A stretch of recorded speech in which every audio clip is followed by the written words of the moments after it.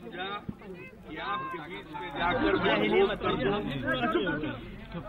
लोकसभा के जो चुनाव नतीजे आए,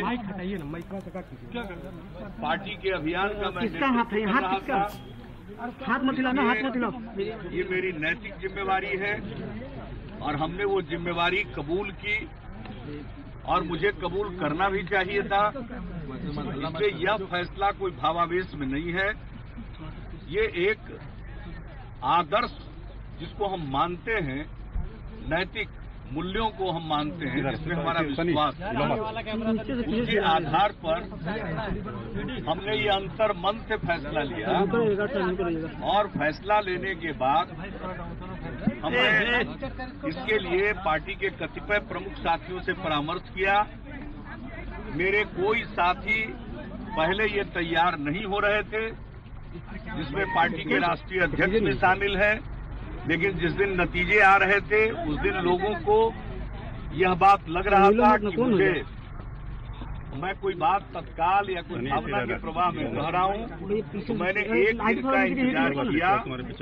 चुनाव के नतीजे आने के बाद अगले दिन हमारी साथियों से बातचीत हुई और हमने अपने विचार प्रकट किए, तो हमारे साथियों को लगा ये उच्च नैतिक मूल्यों पर आधारित फैसला है और लोगों ने कहा कि नहीं, यह एक ऐसा फैसला है कि आप ले सकते हैं। और तब हमने अपना त्यागपत्र समर्पित किया और इसके बाद विधायक दल की बैठक बुलाई।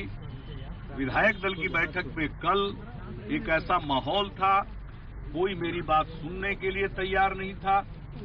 लोगों ने सर्वसम्मति से प्रस्ताव किया कि आपने त्यागपत्र दिया है, हम आपको दोबारा चुनते हैं।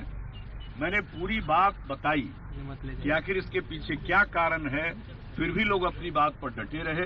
तो कल हमने उनसे कहा कि आप इस पर विचार करने के लिए मुझे कुछ समय दीजिए और आज हमने इसलिए पुनः विधायक दल की बैठक बुलाई। कल की विधायक दल की बैठक स्थगित की गई थी, आज वो पुनः बैठक हुई है और कल ही जो हमने बैठक में एक एक बात सामने रखी और उसके बाद फिर हमने विधायक साथियों से अलग अलग भी बातचीत की, समूह में भी बातचीत की, तो लोग उससे संतुष्ट हुए। और आज जब विधायक दल की बैठक हुई उसमें ये बात आई तो उन लोगों का मोराल बहुत ऊंचा हुआ और उन लोगों ने कहा कि हमें इस तरह के फैसले पर गर्व है। मैं आपको भी कहता हूं, यह कोई साधारण फैसला नहीं है। जो हमारे सामने परिस्थितियां हैं वो असाधारण परिस्थिति है। असाधारण परिस्थिति से निपटने के लिए, उससे जूझने के लिए असाधारण निर्णय करने पड़ते हैं। हमने लंबा संघर्ष जीवन में किया, हम लोगों का संघर्ष का इतिहास रहा है। छात्र जीवन में संघर्ष किया है, फिर जेपी आंदोलन में रहते हुए हम लोगों ने संघर्ष किया है, बाद के दिनों में संघर्ष किया है और जब भी जनप्रतिनिधि बनने का अवसर मिला हमने जन समस्याओं को उठाया और लगातार निरंतर लोगों के बीच में रहे। केंद्र में भी मंत्री के रूप में काम करने का मौका मिला और बिहार की जनता ने जनादेश देकर मुझको यहां मुख्यमंत्री के रूप में काम करने का अवसर दिया।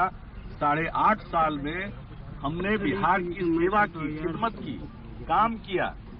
आज बिहार में कोई यह नहीं कह सकता है कि काम नहीं हुआ या कोई यह नहीं कहता है कि मैं काम करने में सक्षम नहीं हूं।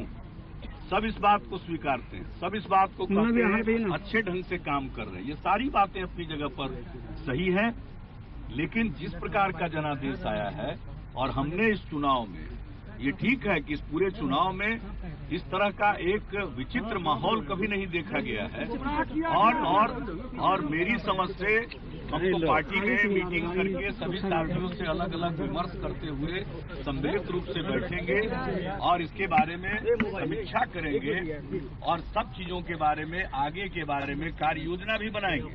लेकिन तत्काल यह प्रतीत हो रहा है, चारों तरफ से जो सूचनाएं मिली है और जो वोट का पैटर्न है, जो जिस तरह से अलग अलग क्षेत्रों में वोट पड़े हैं, उसमें यह साफ दिख रहा है कि बहुत बड़े पैमाने पर इसमें सांप्रदायिक ध्रुवीकरण जैसी बात हुई है और लोगों को के बीच में भ्रम फैलाया गया, अफवाह फैलाए गए और इस तरह से एक माहौल बनाया गया बड़े पैमाने पर प्रचार तंत्र का इस्तेमाल करके एक तरफा जिस ढंग से बातें कही गई, दूसरों की बातें दबी और लोग इस प्रकार के भावना के शिकार हुए।